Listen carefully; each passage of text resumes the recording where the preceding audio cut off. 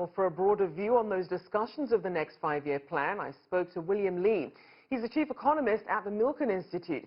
And I began by asking William to explain the importance of this meeting of the Central Committee of the Communist Party. This is a meeting of the Chinese Communist Party, the Central Committee, where they'll be setting the goals for the next 5 years. And at this time, in the global economy and given geopolitical settings, we're going to have a great set of challenges for China. China has benefited from globalization over the last 5 years, managed to achieve a remarkable rate of growth, huge technological advances. And I think what we see now is the shape of globalization changing. Countries are reshaping globalization to be much more regional, much more nationalistic. And China itself has set off on a new strategy of what they call dual circulation, which is to say China wants to develop its domestic economy, recognizing that it has a huge audience to address, which the previous five-year plans really have not done a good job with, and maybe we can discuss that in more detail. But the focus on the external sources of growth is being cut back, and I think China is going to try to develop much more of its internal sources.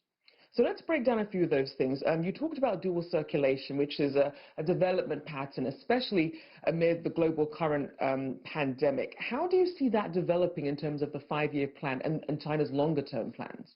I think that's a crucial shift in strategy that I'm very glad China has embarked on. China's population is getting older. There are needs of the elderly population that have to be addressed.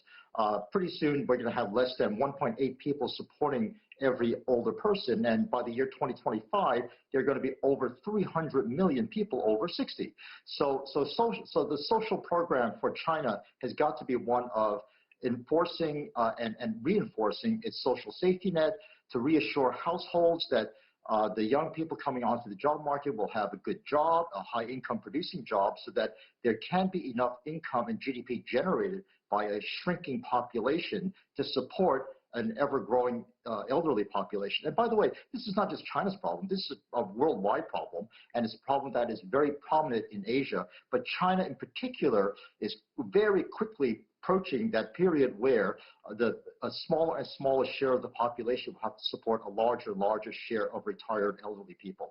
That's just one aspect that hasn't been addressed yet, that I think the plan will be addressing.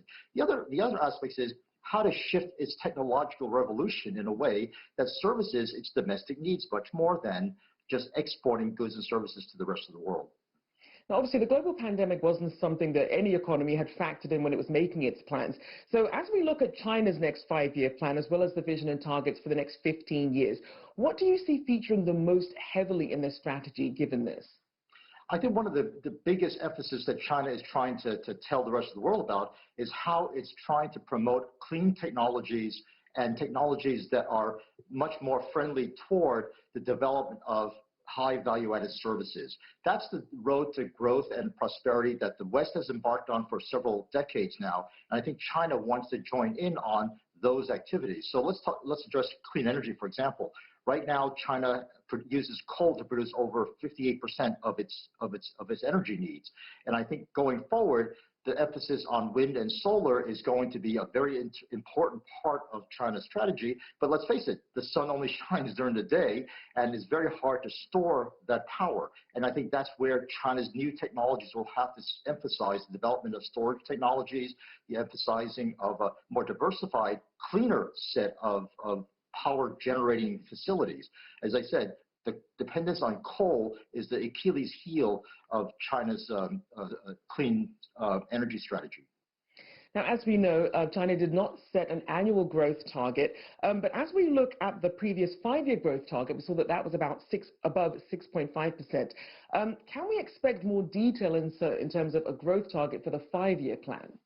I think the Chinese leadership has recognized that quantitative targets are not going to be helpful in this new period of growth where they're going to emphasize the quality of growth. As I said, they're going to have to develop technologies that benefit the quality of life, and measuring that is much more difficult, and having a GDP growth of 6% just doesn't cut it when there are so many people left out of that growth phenomenon. So I think the emphasis will be on quality growth.